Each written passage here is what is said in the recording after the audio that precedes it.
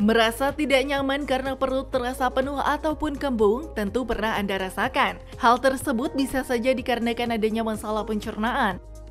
Tapi apa ya yang dimaksud dengan perut kembung? Dan apa yang harus dilakukan saat perut sedang kembung?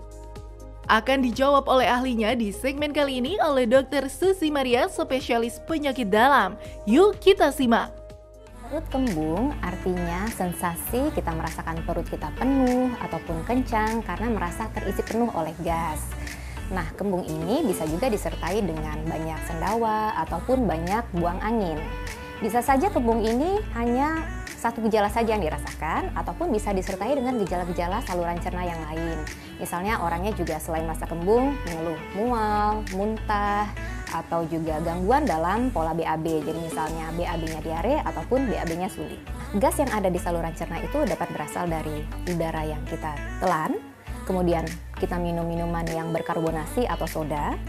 Produksi gas ini akan meningkat, terutama kalau kita makan makanan yang tidak selesai pencernaannya di usus halus dan harus diselesaikan pencernaannya di usus besar. Nah, ini juga terjadi pada makanan-makanan lain yang tidak selesai pencernaannya di usus halus. Misalnya, secara umum, makanan dari buah-buahan, sayur, kacang polong, gandum, dan lain-lain. Selanjutnya adalah pembuangan gas dari saluran cerna. Normalnya kan kita akan membuang gas ya, dalam bentuk buang angin. Nah, ternyata orang normal itu dalam sehari bisa buang gas 14-18 kali sehari. Dari pembuangan gas ini, misalnya ada sumbatan usus atau ada gangguan dalam refleks peregangan usus, menyebabkan dia tidak bisa buang angin, tentu ini akan menimbulkan rasa kembung. Yang terakhir adalah fungsi sensorik atau raba rasa di saluran cerna. Ada orang yang memang sangat sensitif, jadi misalnya terjadi penumpukan gas sedikit saja di dalam saluran cernanya, dia sudah akan merasa sangat kembung dan terganggu.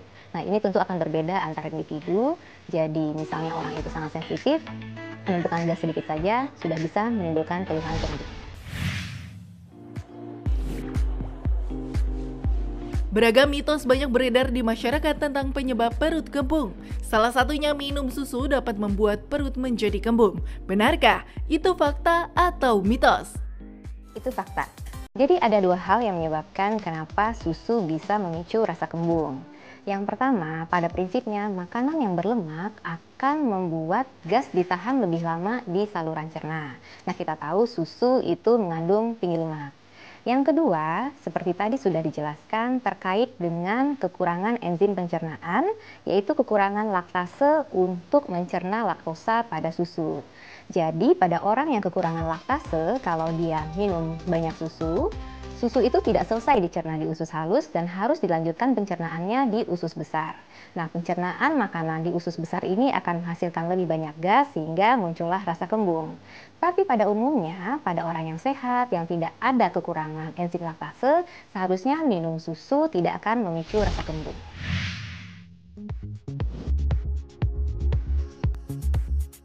Mengonsumsi asupan garam berlebih tidak hanya dapat membuat tekanan darah Anda menjadi meningkat, yang berakibat pada masalah kesehatan yang serius. Mitosnya mengonsumsi garam berlebih juga dapat membuat perut menjadi kembung. Itu fakta atau mitos? Itu fakta. Jadi meskipun pada umumnya rasa kembung itu disebabkan oleh penumpukan gas yang berlebih di dalam saluran cerna, ternyata penumpukan cairan yang berlebih di dalam saluran cerna juga bisa menimbulkan rasa kembung. Nah, makanan yang tinggi garam, garam itu sifatnya akan menarik air. Artinya kalau kita banyak makan garam, akan semakin banyak air yang dikumpulkan di dalam rongga saluran cerna. Nah, tentunya ini akan menimbulkan rasa kembung.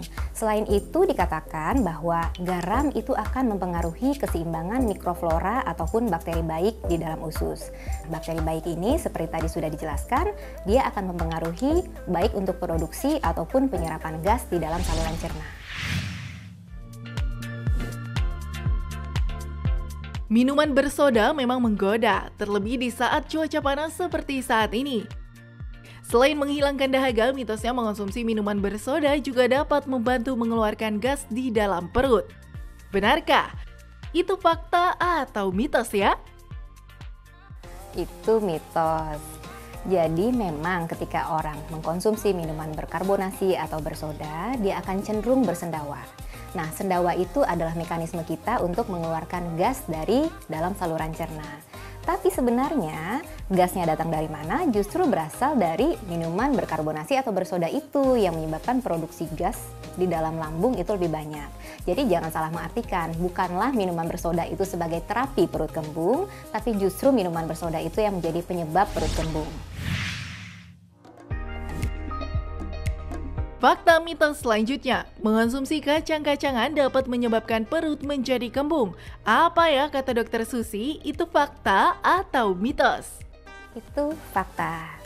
Ada dua hal yang mempengaruhi. Yang pertama adalah makanan yang tinggi lemak, dan kacang itu tinggi lemak ya. Makanan yang tinggi lemak itu akan menyebabkan gas disimpan lebih lama di dalam saluran cerna sehingga muncul rasa kembung.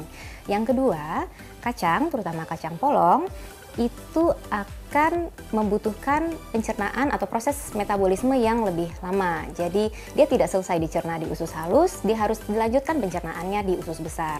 Nah, pencernaan di usus besar itu akan menghasilkan gas lebih banyak karena ada interaksi antara makanan dengan mikroflora ataupun bakteri normal di usus. Jadi benar bahwa makan kacang-kacangan, terutama kacang polong, dapat menimbulkan rasa kembung. Mengunyah permen karet memang menyenangkan. Rasanya yang manis membuat permen karet disukai banyak orang. Tapi mitosnya mengonsumsi permen karet dapat membuat perut menjadi kembung. Benarkah? Apa ya kata dokter Susi? Fakta atau mitos? Itu fakta. Jadi kalau kita bernafas ya, kita menghirup udara itu akan masuk ke dalam saluran nafas sampai ke paru. Berbeda dengan kalau kita menelan udara. Jadi kalau kita menelan udara akan masuk ke dalam saluran cerna dan kalau itu terjadi terlalu banyak bisa menimbulkan rasa kembung. Lalu hubungannya apa dengan makan permen karet? Orang makan permen karet cenderungnya itu mengunyah dengan membuka mulut. Jadi secara tidak sadar dia sudah menelan banyak sekali udara. Nah, jadi akibatnya mungkin saja makan permen karet itu akan mencetuskan rasa kembung. Perut kembung seringkali dianggap sebagai masuk angin. Hal ini dikarenakan sebagian masyarakat percaya kalau perut kembung bukanlah penyakit yang serius. Tapi itu fakta atau mitos ya? Itu mitos. Jadi meskipun sebagian besar perut kembung itu disebabkan oleh gangguan fungsi saja di saluran cerna, sebenarnya hal itu juga bisa disebabkan oleh penyakit yang serius. Nah, apa saja tanda bahayanya kapan kita curigai sebenarnya ada penyakit yang serius? Yang pertama misalnya ada muntah-muntah yang hebat sehingga orangnya jadi sulit makan. Atau muncul benjolan di perut, atau dia jadi ada demam berkepanjangan, berat badannya turun, dan mungkin ketika diperiksa laboratorium ternyata ada kurang darah atau anemia. Selain itu juga bisa ada perdarahan di saluran cerna, buang air besar yang berdarah, ataupun dia ada perubahan BAB, diare, ataupun jadi sulit BAB. Nah, itu adalah suatu tanda yang menyebabkan kita harus berkonsultasi kepada dokter. Jadi dokter nanti akan mengevaluasi apakah benar ini hanya gangguan fungsi atau sebenarnya ada penyakit lain yang lebih serius yang menyebabkan gejala kembung. Bagaimana sudah jelaskan mana yang fakta dan mana yang mitos tentang perut kembung? Lantas, apa ya yang harus dilakukan saat perut sedang kembung? Yuk kita simak tips berikut ini. Bila kita merasa kembung, yang dapat dilakukan untuk pertolongan pertama adalah kita dapat mencoba mengurangi konsumsi makanan yang akan memicu produksi gas lebih banyak. Misalnya susu pada orang yang intoleransi laktosa, ataupun buah, sayur, gandum, dan lain-lain. Nah, yang kedua, kita harus tetap aktif karena kalau tidur-tiduran saja posisi berbaring itu justru akan menyebabkan pembuangan gas lebih sulit dari saluran cerna. Yang ketiga, kita bisa membantu dengan mengkonsumsi probiotik. Dan yang keempat, kita juga bisa mencoba menggunakan obat-obatan, obat mah bebas yang dijual di pasaran yang mengandung simeticon. Dan yang terpenting, jangan lupa tetap konsultasikan dengan dokter. Karena yang pertama, selain harus dievaluasi makanan apa yang mencetuskan keluhan kembung, sehingga makanan tersebut harus dihindari, dan juga akan dievaluasi secara menyeluruh apakah keluhan kembung ini disebabkan oleh gangguan fungsi yang ringan saja dari saluran cerna, atau sebenarnya ada penyakit yang lebih serius yang menyebabkannya.